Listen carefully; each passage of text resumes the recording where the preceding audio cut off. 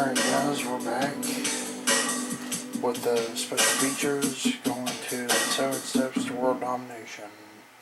About 16 minutes long. So let's get into that.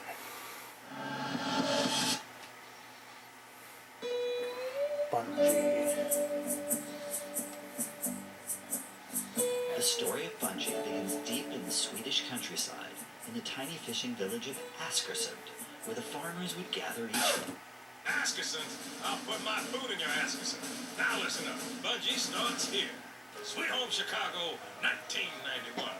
That year I was taking an artificial intelligence class, and Jason was in that class. I was working on a game, and Alex was trying to start a company.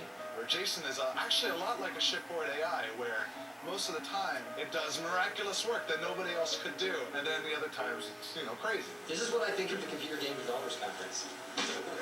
We just got to talking and thought maybe we should try partnering up. And I finished that first game for the company that became Bungie.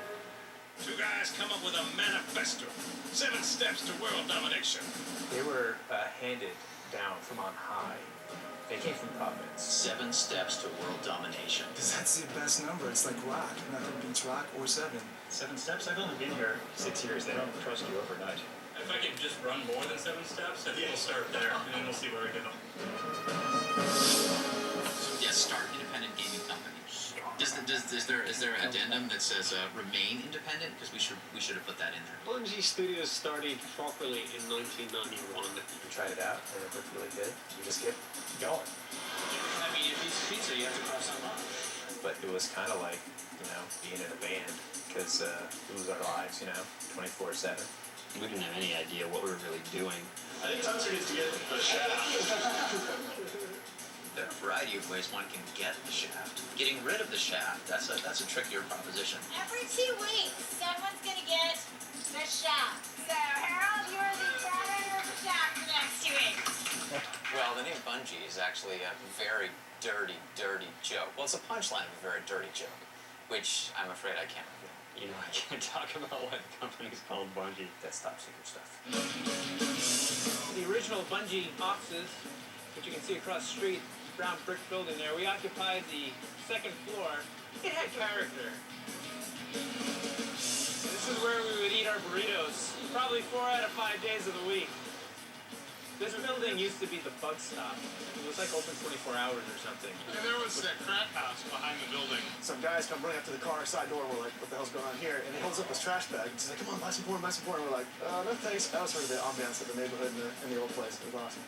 So let's just say that step 2 is immensely destructive.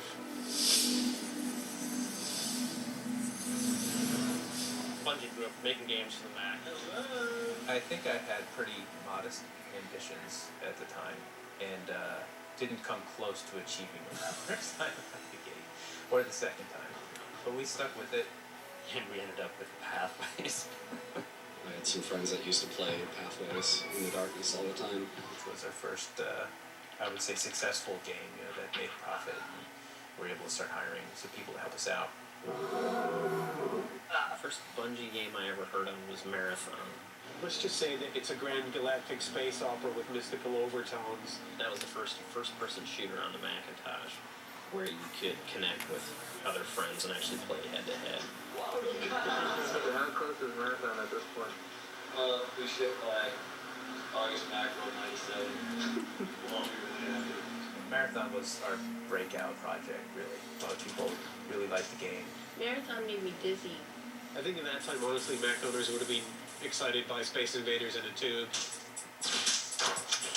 One of the first games I ever played where I really got a sense of a community around an actual game was Myth.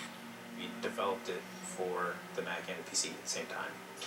Myth is a real-time strategy. But it's much more like an arcade game. You use the terrain to your advantage, which isn't something that a lot of games did at the time. It was all about the quick combat and micromanagement of troops. It was a lot of fun. The ability to play multiplayer against strangers and friends has been a foundation for other things that we've gone on to do really well. The game Phoenix was what we worked on after Myth 2. It was called Phoenix because that's what kind of rose out of the ashes of the Myth 2 project. It was still in that same sort of medieval kind of magical time frame. We worked on a number of different giant medieval style weapons, like big catapults and trebuchets. Lots of magic, lots of swordplay. You went around as a big minotaur with an axe and beat the crap out of skeletons. There were a bunch of very fun components to it, but Phoenix never really caught fire. You would play with it and you would go, well, this was like maybe 5 minutes of fun, and after that it's just not fun anymore. So you would scrap that, and then you would just move on to the next thing.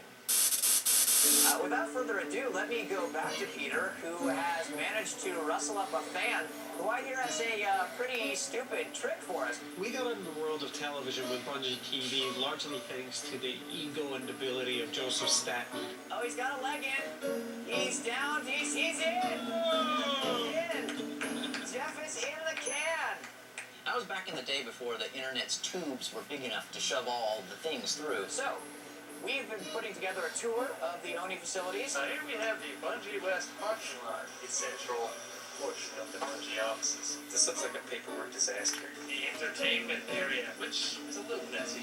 The West Coast office of Bungie started with ONI, which was a third-person shooter. We called it full contact action. The Matrix had just come out, and that was really sort of a big influence on the animation. The main character for ONI is Kanoko. She's strong but vulnerable. Just something to pique that sense of chivalry that is like really undeveloped in the hearts of young men.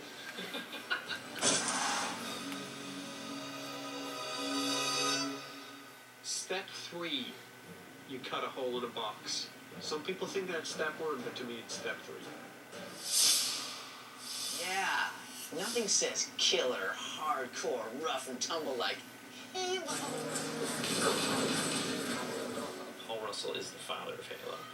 I came up with the name Halo, and it was not received well. Jason was leaning more towards Redshift. Covenant was one of them. I thought it sounded like a bad 80s hair band. You know, Covenant. Halo is an epic journey to save humanity from terrible menace. That's all it is. That's good. They should put that on the box. It was going to be really important to Microsoft to have games for the Xbox. That's what was going to make or break it. We got very excited about the opportunity to be a launch game on a platform. I remember seeing just a single texture on a wall with a flashlight going, wow, this is going to be awesome. And it was way before the Xbox even looked like the Xbox, and way before Halo even looked like Halo. That's the first version of the Warthog, I guess. Yeah. This isn't Halo, dude. Man, this is really, really old. We had a huge map for a continuous RPG game, and before that we had an RTS, and then the next thing you know, it was a third person, and we were playing it in our office. People probably want to know why you switched from third person to first person. Jason again. Yeah, it's all damn Jason. That's what happens when your lead is a crack addict. Oh, dang. Yeah, Halo depended on a lot of that early laundering. And we never really knew how people were going to receive it. Like 6 months before we shipped, we went to E3 with a build of the game, and nobody liked it. And people played it, and they're like, frame rate's not so good. Well, what's all this hype, Halo? Good luck, Mr. Chief. Evolving over a long period of time, Halo's turned into something much bigger than a video game. Because we're creating a world. You can open, history books and whatnot to read about Halo. This is a world that's been created. And this progress attracted the attention of someone who, in many respects, was all that we aspired to be. Did we let this attention go to our heads? No, we did not. And little did we know it, but Bungie was on the auction block, and we all of us soon found ourselves strangers in a strange land. When Microsoft bought us, some people were totally incensed because they grew up from the Mac side of things and felt like, this was a sellout. Greed, pure and simple. Cashed it in, sold our souls. A lot of the team was pretty young. It didn't have a lot of attachments, so the opportunity to go somewhere new was pretty exciting. I think for some of us, myself included, with family in Chicago, it was maybe a little bit more bittersweet. Got on the plane, we came out here, and we really looked back, We were expecting a final sales number to be 700,000 units, and then it just went through the roof. Why? Because of my pretty face. Hoorah! Step 4 didn't really go very well. Which one was step 4? Which one's step 4? Do you know what Stuff War is? Right, we gotta get a picture of the Bungie food. I know back in the day in Chicago, there was a very infamous Chinese food restaurant we used to order from. They used to just deliver us crazy amounts of Chinese food all the time. What's this crap? That looks good. Ming Choi is the one place that you can get roasted chicken, pizza, and barbecued pork fried rice, all delivered within 20 minutes. I don't think that really accelerated the process development so much as it sort of filled it with a lot of bathroom breaks. Because Halo 1 happened really big. I don't think there's any doubt that there wasn't going to be a Halo 2. We're like, we should do another one. You know, because we're out of margaritas and, you know, expensive. We're going to need one. Halo 2 is moving. Time begins to crawl. But we're still not telling if we'll ship this fall. Maybe Bungie needs to see Robbie give a piece to me.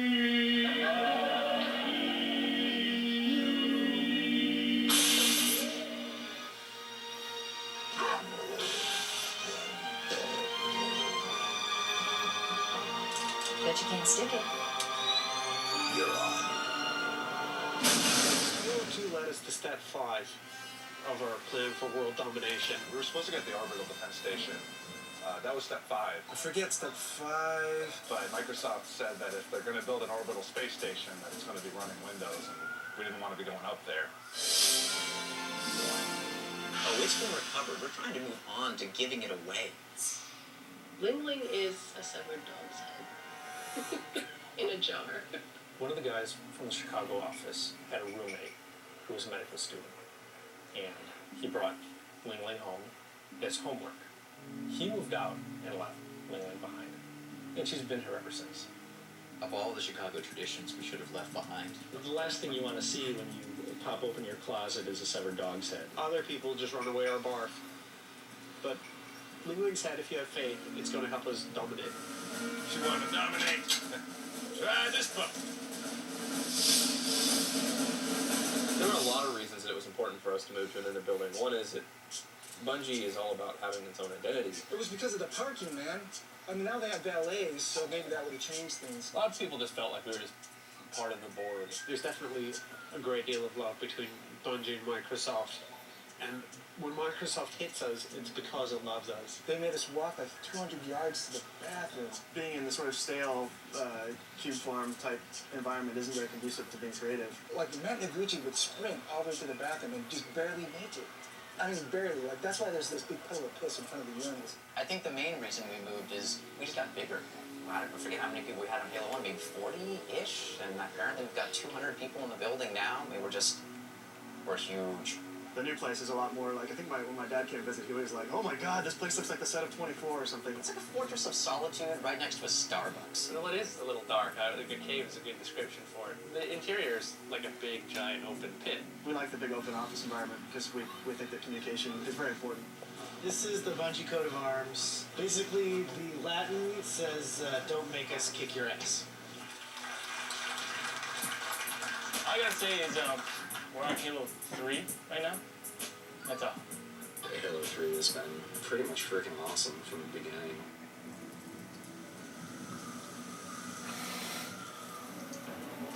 Crazy fool. Why do you always jump? This is humanity's final stand. Here, at Earth.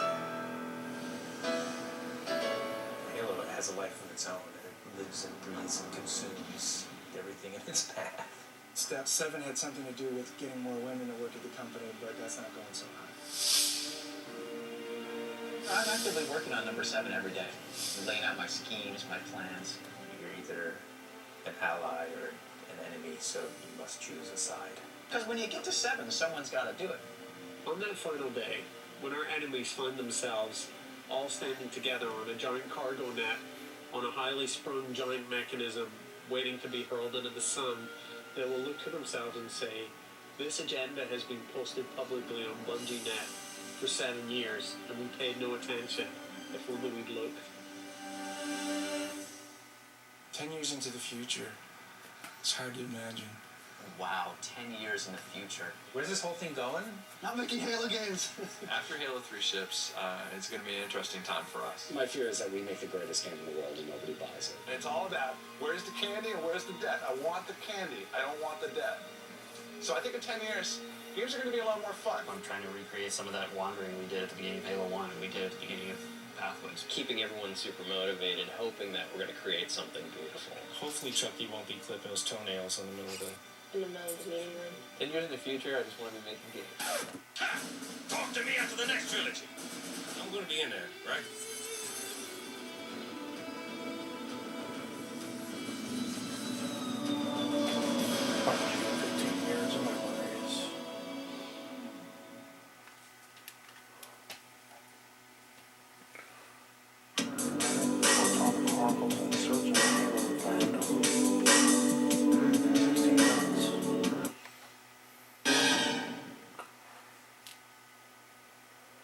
Okay, here we go. So Jen, you ready? This is 110 LB, a rescue Cortana. Yeah, Jen, before you start, this is like the climax of the game. Obviously, you've been captured, and now Master Chief is rescuing you. So, Okay. It's good to see you, Chief. I do know how to pick 'em. fans have been waiting 3 years for this moment where the Chief finally rescues Cortana. So, Okay. all the fanboys across the world are going to be waiting. Fanboys? You do know what I mean, right? I had to admit, I didn't exactly. The only way to stop the flood. I've been doing the voice of the AI character Cortana for 6 years now, from the Pillar of Autumn to the Portals of High Charity. You'll make a girl a promise. If you know you can't keep it. But the truth is, I've never really gotten to know the fans who make the game for. Claude Herrera. Claude Herrera. Where do I find him?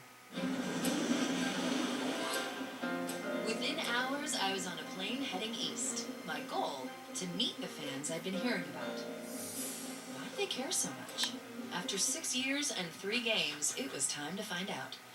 Hi. Hi, I'm looking for Claude. That would be me. Fantastic. I'm Jen Come on in. from Bungie. My search started in New York City. When it comes to Halo fans, Claude Herrera knows everyone. Modders and noobs. I'd heard about them all, but I'd never met them. I wasn't sure exactly what to expect, but I was about to get an introduction.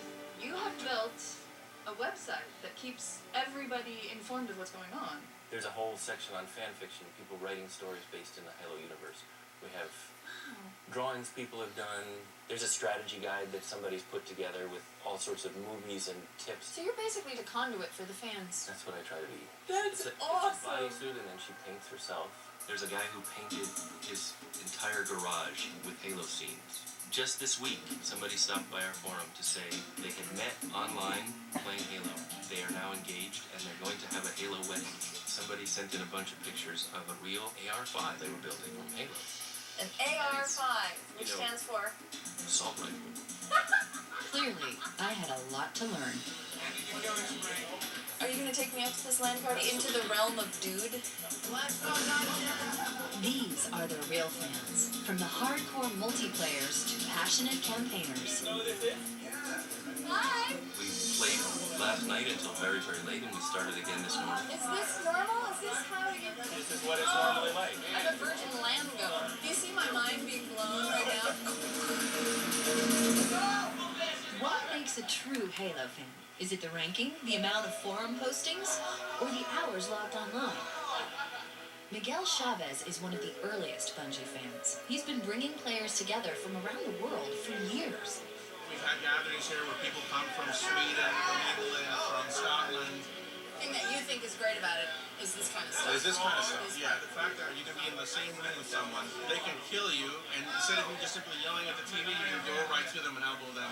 This is overwhelming. Yes, it is. It is. It's the fans themselves that keeps me coming back all the time. It's the creations people come up with and the love that they show through their own creativity that makes me want to put up new posts every day. According to Claude, there are more than 7 million fans out there. The game has even spawned 3 best-selling novels. I decided to start with the man who wrote the book, literally. The author of the Halo bestsellers, Eric Nyland. He also began as a fan himself. I was working at Microsoft Games as a writer, and someone said, "Hey, Eric, you want to write for this new Halo game that's coming out soon?" I took a look at Halo and it blew my mind. Right? It is like the best video game ever. And so I said, "Yeah, sign me up for doing a Halo novel." I also work on Halo. What did you do? I'm a voice actor. What? I voiced Cortana in Halo. Yes. It's the Stick It. But you can't stick it. Now I recognize your voice. Oh my god. So, my question to you, or what I'm interested in is You've when done I... this. So are you.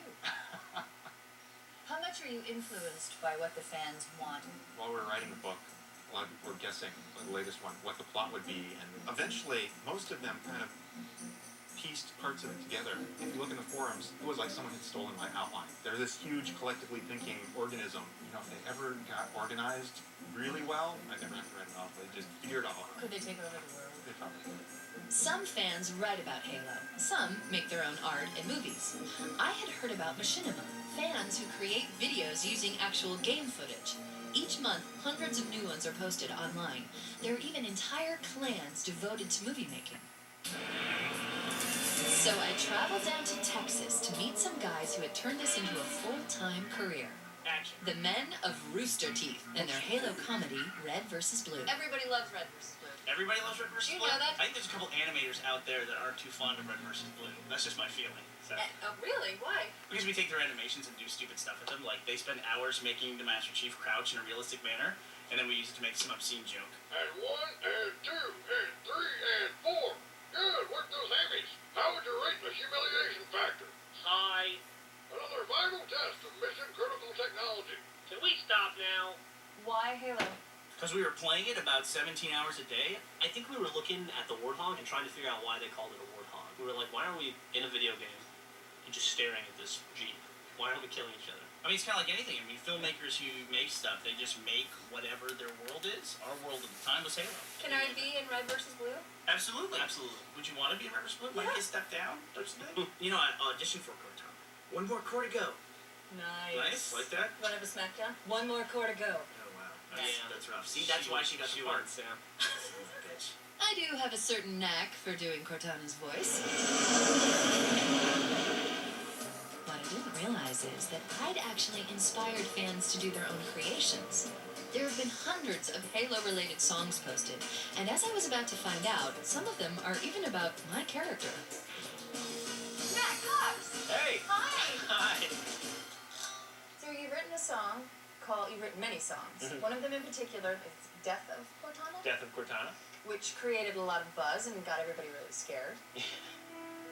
After reading the Eric Nyland books, and Cortana started to malfunction a little, it was like, wow, maybe they're kind of giving hints to what's going to happen with her. Kind of starts off a little slow, kind of builds up To the tragedy. more How than did she needed. die, you think? I think she's just so full of too much information and trying to process too much, she just eventually kind of implodes. Okay. Yeah. You have kind of a dialogue, you Right. know, with Cortana through the entire game. So you've spent hours, you know, listening to her. So Right. And what does she sound like? just like a normal girl that you would just kind of talk with and be friends with. Someone you'd hang out with. Yeah. Someone who'd come over to your house and hang out with you. What kind of things does Cortana You sound say? like her. Do I? She say I things just like, why did yank me, It's or... ridiculous that I did not realize I was talking to Jen Taylor the entire time. All right, I'm fired. I am totally fired from Halo fandom of ever. So don't die. I was we don't gonna want say, to. that's- Is I it was a little freaking you out? frightened. Oh my gosh, how embarrassing. Red face. Some fans like Matt enjoy Halo for the story. And some go pro. I wanted to meet the hardcore professional gamers, the money winners on MLG Pro Circuit. There's only been Halo tournaments since 2003, but some players were already earning $250,000 contracts. I'd heard about teams like Carbon and Final Boss. But when I found out about a clan of girl pros down in Texas led by twin sisters, I had to go.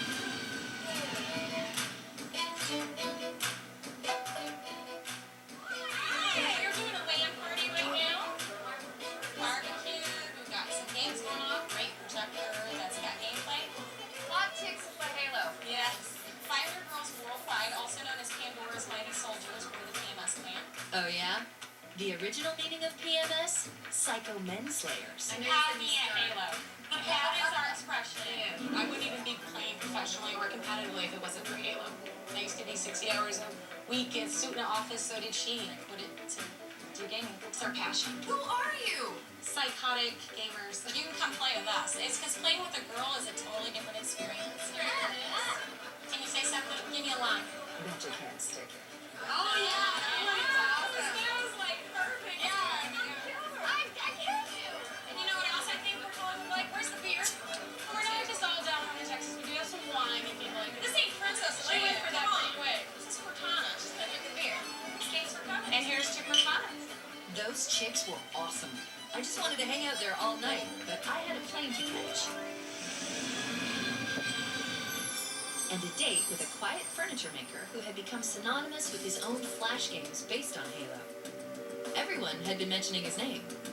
Bowl. Bowl. Go visit Bowl. Bowl?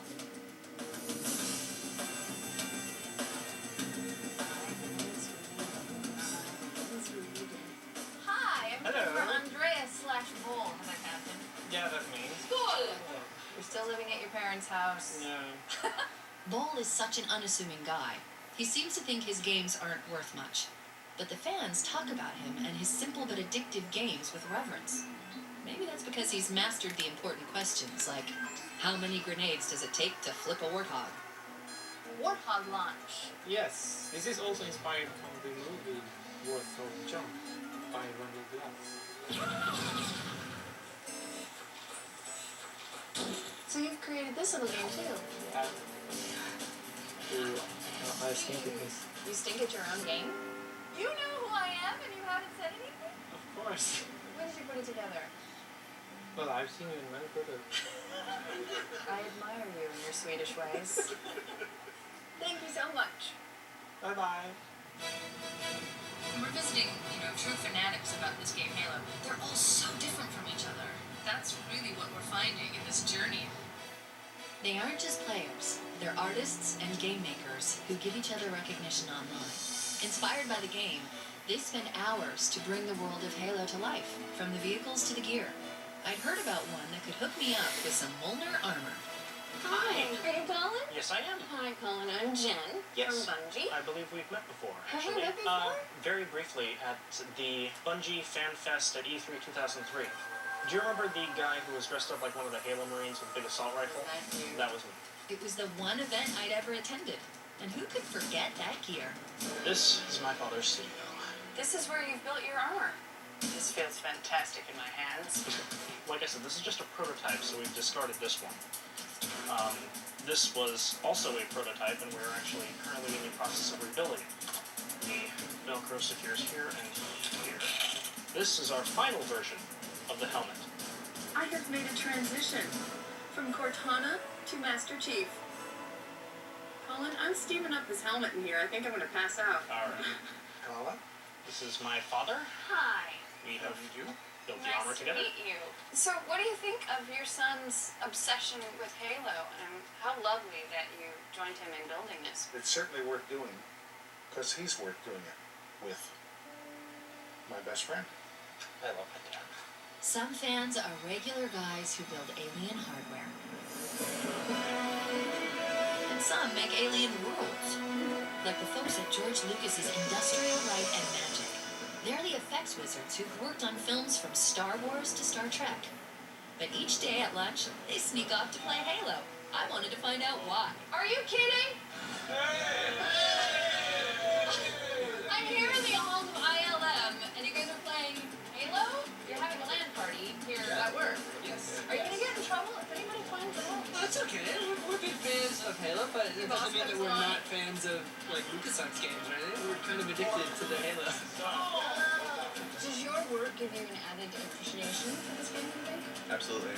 The idea that we concentrate on animation and performance, and that we bring that sensibility to the art of filmmaking, and then we watch Halo and we see the amount of detail that's been put into the art direction, the designs of like the spaceships and the characters. So it's kind of like playing within a movie, and we appreciate that. Whoa! I'm looking for the ultimate fan. Have I found the ultimate fan? Do you guys think? You found the ultimate team.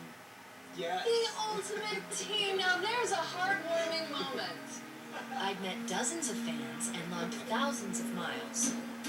But in lots of ways, I'd only scratched the surface. I had time for one more stop. I'm in Dublin! Someone had told me the Bare Naked Ladies were big Halo buffs, and I discovered they were on tour in Dublin, Ireland. Hi, I'm looking for Ed from the Bare Naked That's Ladies. me. So can you translate Halo into Canadian for me? Yes, absolutely. The thing that makes it difficult playing Halo in Canada is, of course, we have no handguns, so it's all melee weapons. The bonus is free healthcare. If your Master Chief goes down. Thank you for joining us for the kickoff of our tour of Ireland. I got contacted a while ago by some folks at a small upstart video game company called Microsoft. And they make a game called Halo. What's your favorite line from the game? Favorite line from the game? Bet you can't stick it. It's a good one. Rare is the game where the voice acting doesn't bother you. Right. You know, it doesn't stick out and bother you. I guess what I like about Halo is that it doesn't get in the way. It doesn't bug you. I'm gonna put that on my resume. Is that okay? Yeah. Because Jen, I'm the voice I of won't Cortana. bug you. You're kidding! Wow. You're really the voice of Cortana. Look how excited I just got. Oh my God, you're that person! I was supposed to recognize her from her voice, but she plays a translucent 5-inch high video game character.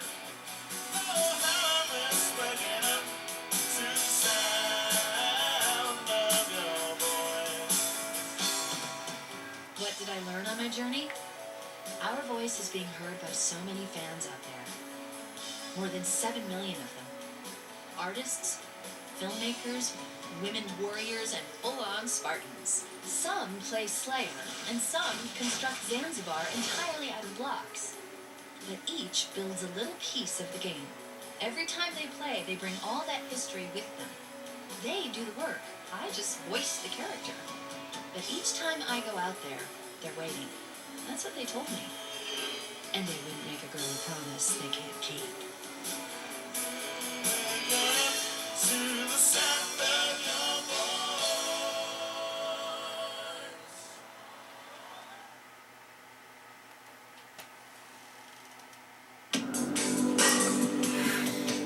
Let's go on to Getting the Coal.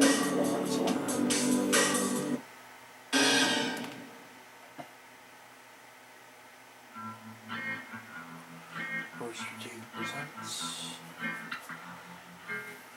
versus Blue, Getting the Coal.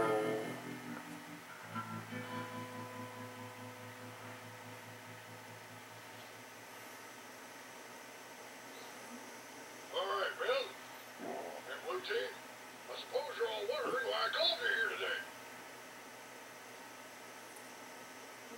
I said, I suppose you're all wondering why... Okay, fine. Why did you call us here? Command position of Priority 1 Directive. As you all know, Master Chief's a big star now.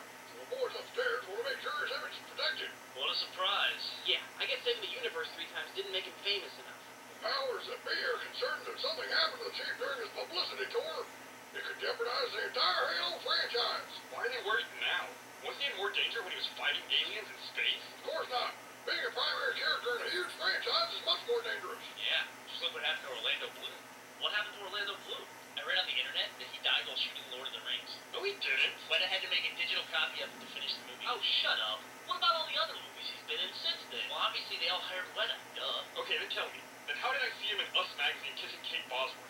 You're telling me that a digital person is dating a real girl. Nah, she's a Muppet. You can totally see the strings.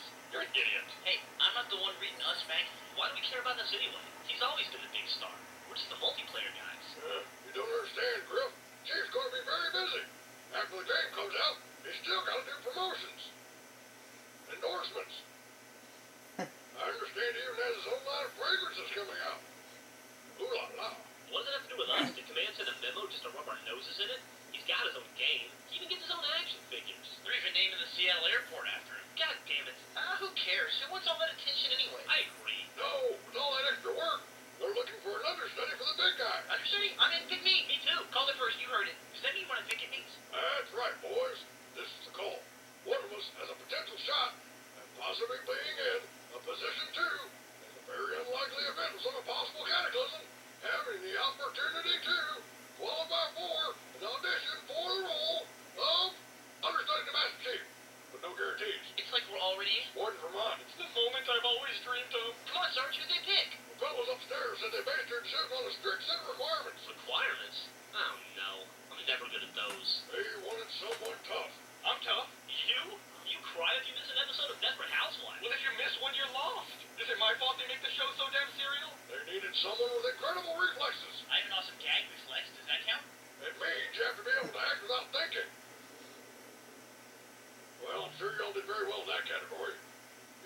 have to be able to work with a female partner in a mature manner. Yeah, I wouldn't mind studying under her. And lastly, you have to be willing to face unbeatable foes against insurmountable odds. No problem. And win. Oh, yeah, that would be a problem. I've done the impossible. Yeah, right. When? Clearly you've never had to stay awake during one of Sarge's team-building meetings. Oh, you love those. Those sessions are the glue that holds our team together. Well, it doesn't matter. The decision's been made. The new understudy will be Tex. And I think we can all agree that's an excellent choice. Yep, she's tough, but she's just a girl.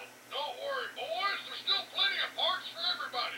Master Chief's gonna need a lot of stunt doubles. Stunt doubles? To get ready for your screen tests. Take one. Screen test? Wait, what? What am I lying? What's the motivation in this scene, Hell, I want to see more agony. See if you can't throw your limbs further from your body. All right, boys, this next shot's kind of complicated. I need everybody to line up their groins. Take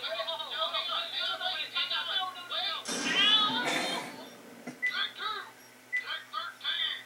Take 85. Take 4. Oh, what the hell? Just shoot it.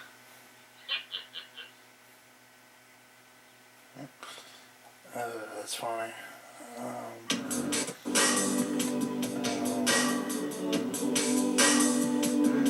First episode 1 special edition, 6 minutes.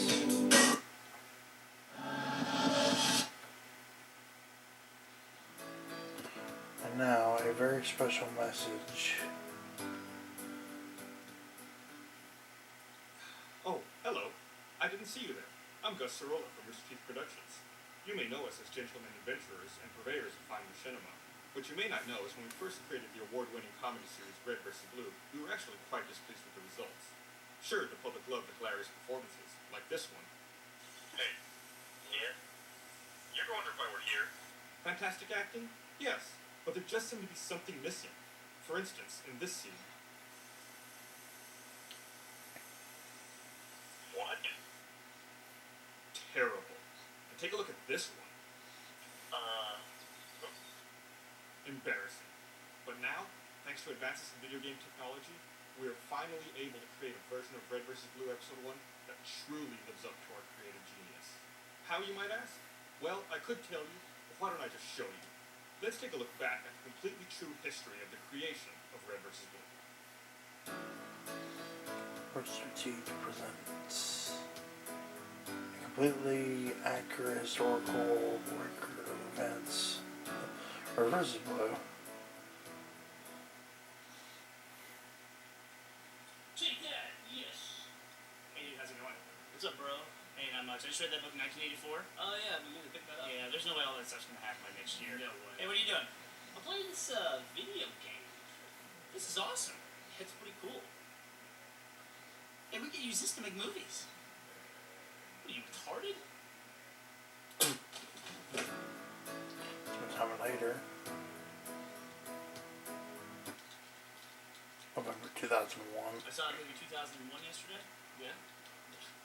No way all that stuff's happening by the end of next month. Hey, what do you think about this game? It's cool. What's it called? Halo? Halo, yeah. Halo, we could use this to make movies. Yeah, we could totally use this to make movies. Huh. My idea. Well, I was here so I get credit. My idea too. I showed it to Kelly.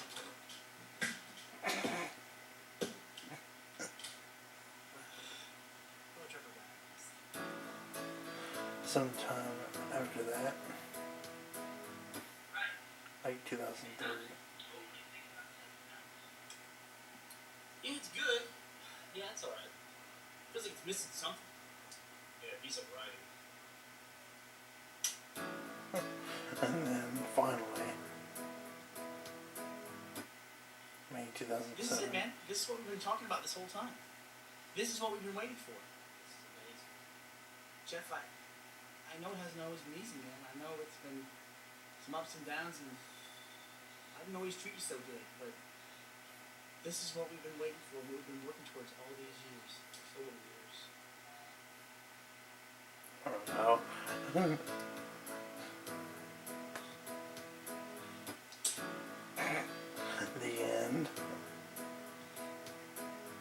And now, we present our truly realized vision. Red vs. Blue Special Edition Episode 1, filmed entirely in Halo 3. Enjoy. Versus Chief presents Red vs. Blue Episode 1 Special Edition. Why are we here again? Oh, that's cool.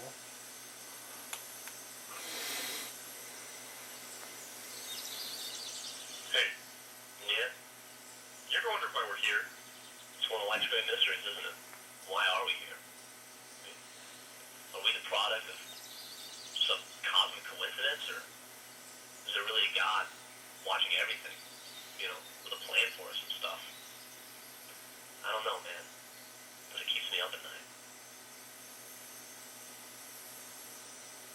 What?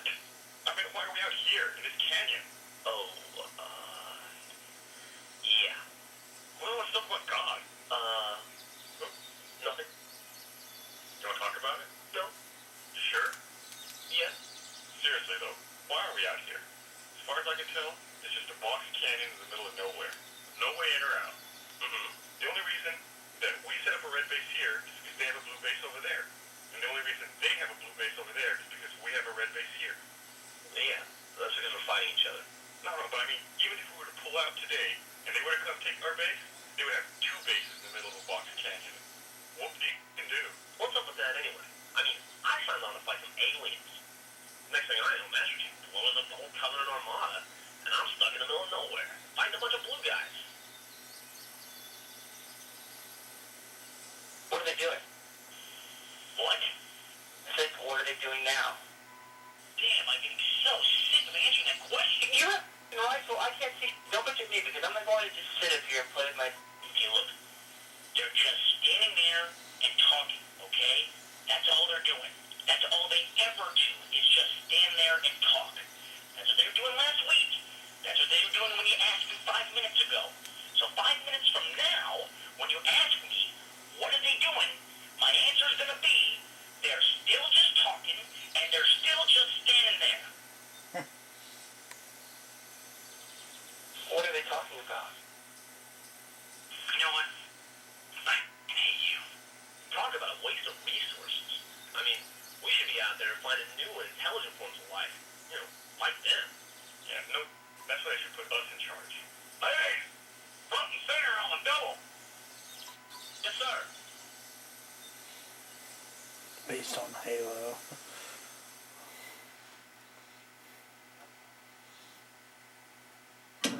And finally, this is part of life. Full mark, space time, 6 minutes. Coming to you from New Mombasa, in the unpredictable multiplayer universe, this Spartan Life, the Legendary Edition. And here's your host, Damien Lasadamian. We're gonna do the show anyway, but don't be alarmed by the weird stuff going on here. We've been doing a lot of data jacking lately, and I'm pretty sure we've damaged the fabric of time. Not permanently. More like we put a run in the stocking of time. We'll get some nail polish on that, should be fine. Yeah, totally manageable. Oh, that makes us all feel much better. Look, I'm trying to get to the bottom of it, okay? Hold the stage. I'll go talk to the stage.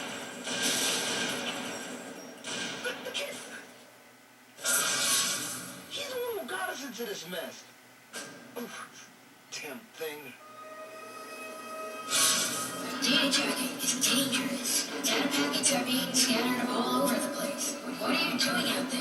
If I knew you'd be this careless, I never would have shown you this stuff. Not us, we're just... But you were like, I'm ready. I was born ready. Listen, we did exactly what you said. Level 1 geometry rifts only. Well, one of your crew found a big one, and it's diverting data packets all over the place. All right, I'll go find out who.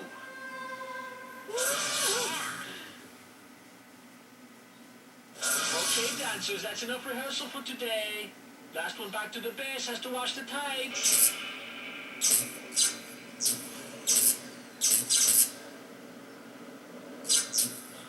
Look at that, you see? I told them.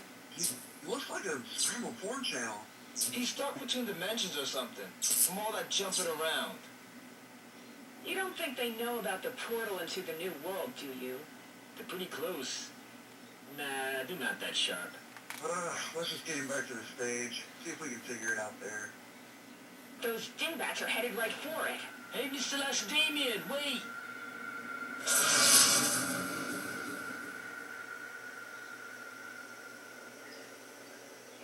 Oh, I feel funny. About damn time you snapped out of it. Man, so much that gain a few hundred polygons. Arrow, what the hell? What happened to your armor? Yeah, how'd you fit that Covenant melon head into that helmet? It's too tight in here!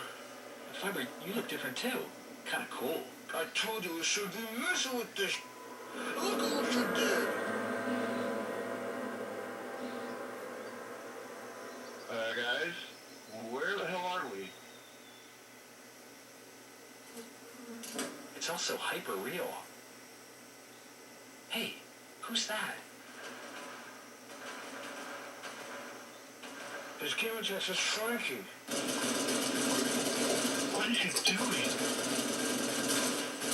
Wait a minute. Frankie. Water. It's Frank O'Connor from Bungie.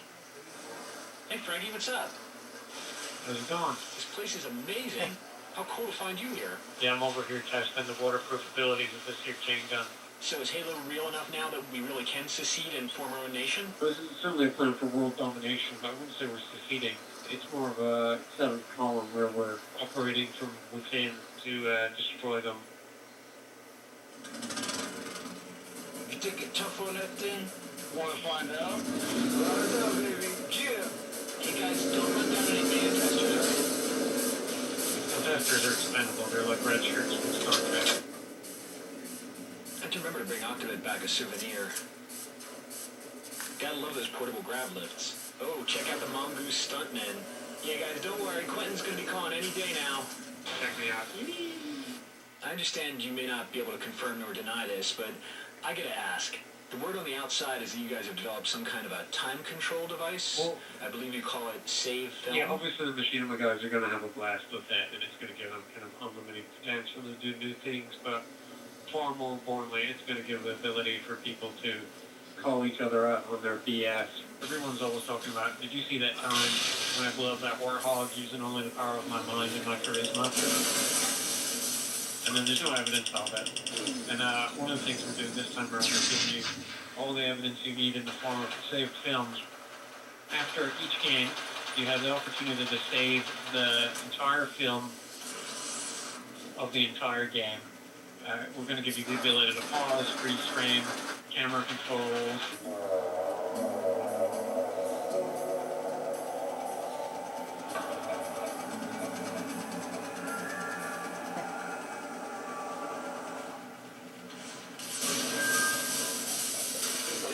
So, can you go back and correct your mistakes in life?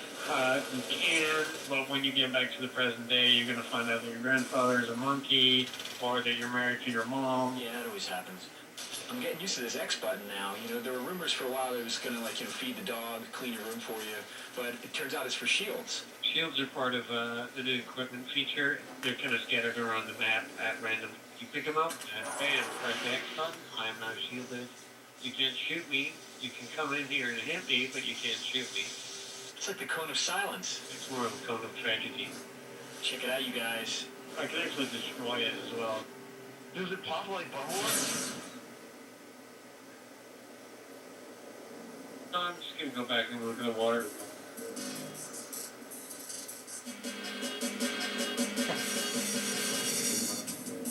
Oh, man, we're back home. Man, I hope you learned your lesson. Oh, I learned my lesson. I'm going back to check out that man cannon. Why do they call it that? This fucking line.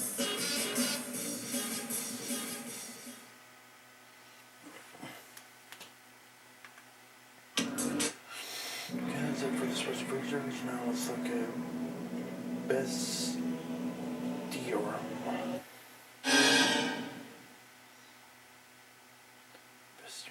Kavit.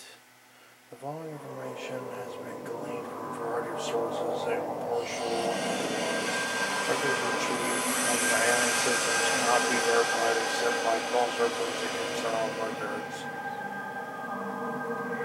The significant system-wide lull in record-keeping for many of these species invalidates much of the probable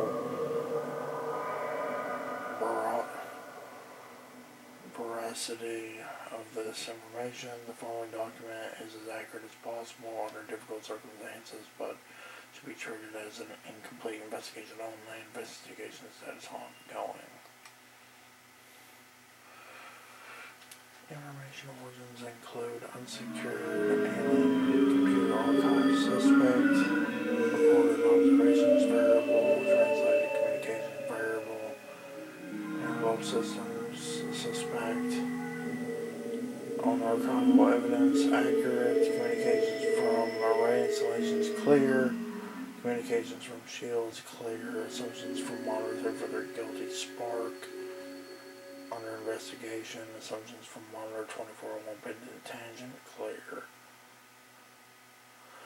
DNA, RNA, silicon samples are encoded in this data stream. Reproduction of individuals for analysis is prohibited by this facility.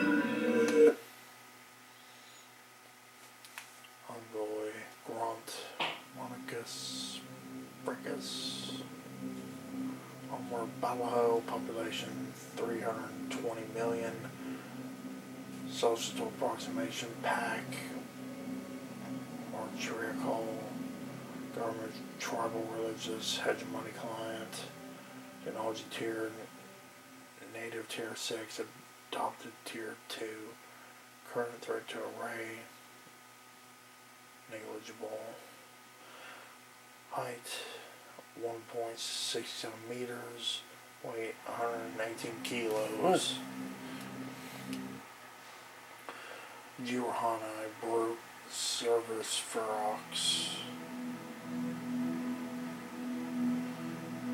Doisac 12.5 billion estimated, Hack Alpha, oriented more like patriarchal, feudal sub-dictatorships, religious hegemony client, native tier 4, adopted tier 2, significant to serious, 20 meters, 510 kilos, Kegyar, Jackal, Perosis, Trunculus, Eon, 178 million,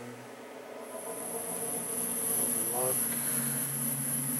Egalitarianism, Ochlocracy, Post-industrial capitalism, religious hegemony client, native tier 4, adopted tier 2, negligible to mild, 1.9 meters, 88 kilos. Sanjion, prophet, Perfidia, Verbis, High Charity, 500 million at receding, 23,831,346 currently. Theocracy, religious hegemony, tier 2, significant to serious, 2.2 meters, 91 kilos. Yanmei, Drone, Turpus Rex, Polemarch, Unknown, Hive, Monarchy, religious hegemony client, native tier 4, adopted tier 2, negligible, 1.9 meters and 127 kilos. Like Dolo, Hunter, Office, Congregatio, T, 1.980 trillion,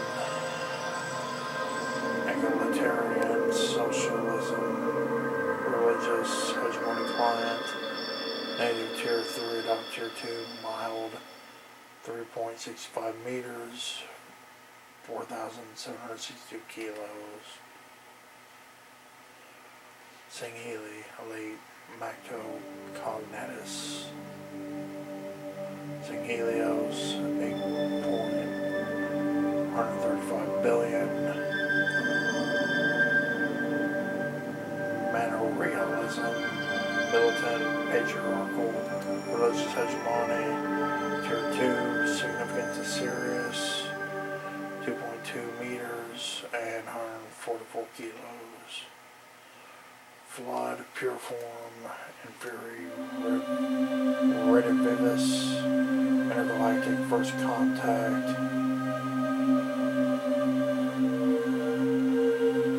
G617G, Unknown, Utopian Socialism, not available, Native Tier 7, not up to Tier 2, Significant to Serious, Varies meters, 144 kilos.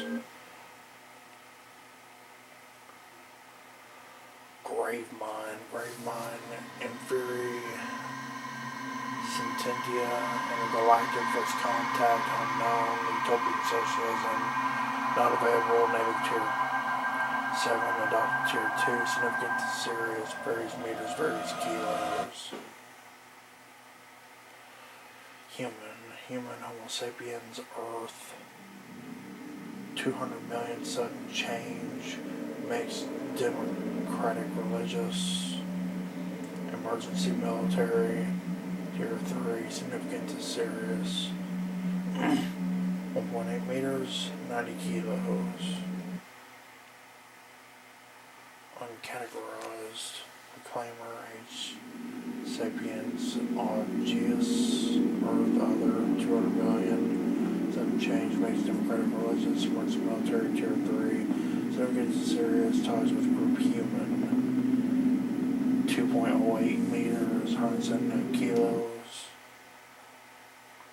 Argok, engineer, fictitious entities.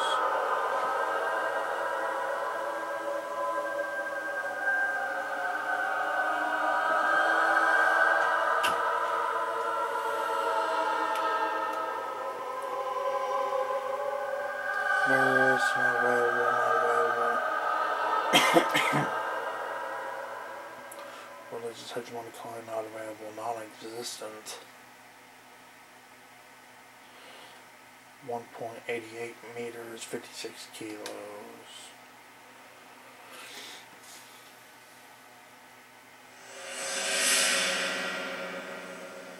Technological achievement. Tier 0, trained sentient. As the Forerunners had no examples of civilizations with technological accomplishment greater than themselves with the exception of the precursors, this is a theoretical ceiling. They can travel intergalactically and accelerate evolution of intelligent life. These may be creatures of legend. Tier 1, world builders.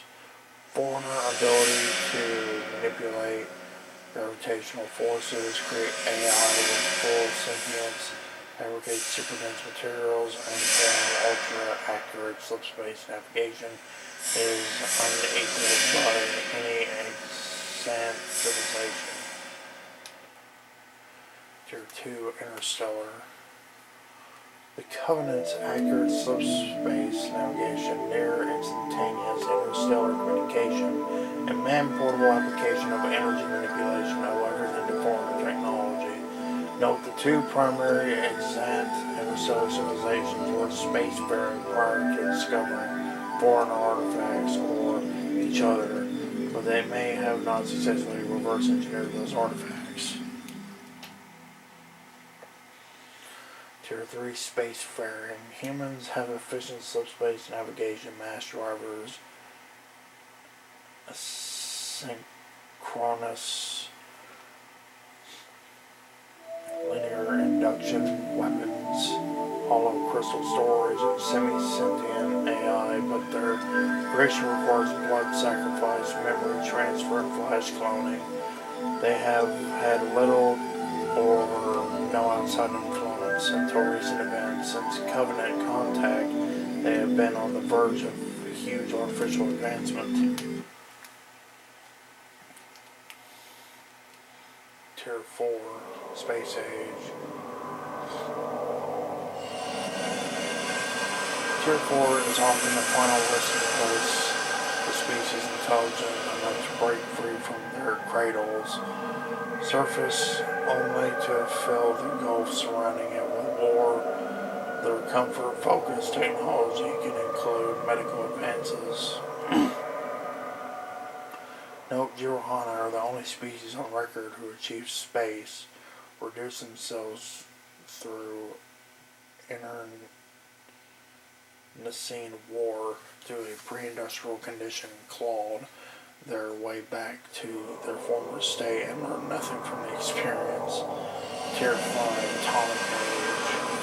Tier 5 species usually become spacefarers, focusing on clean energy production.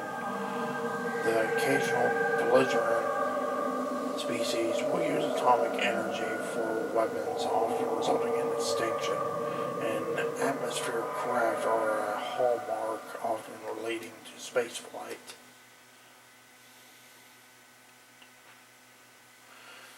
Tier 6, Industrial Age. Tier 6 is often the pinnacle for a civilization. Agrarian societies can remain stable in the pre-industrial stage, but Tier 6 population strain and mechanized food production invariably create political and economic pressures few can balance. Moving past this usually